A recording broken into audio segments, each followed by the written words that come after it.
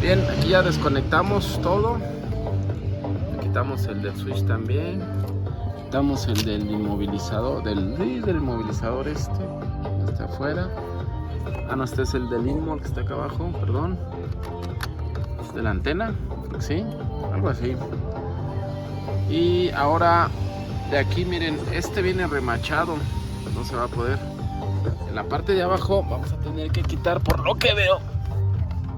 Primeramente vamos a quitar el yugo que está aquí, separarlo. Vamos a quitar las abrazaderas, esa que está ahí, esa que está allá. Son dos, ese azul y aquel azul, ese que está allá. Y vamos a quitar los de aquí arriba, estos. Este que está aquí, y allá está otro, para quitar la columna completa. Ese va a ser el segundo paso.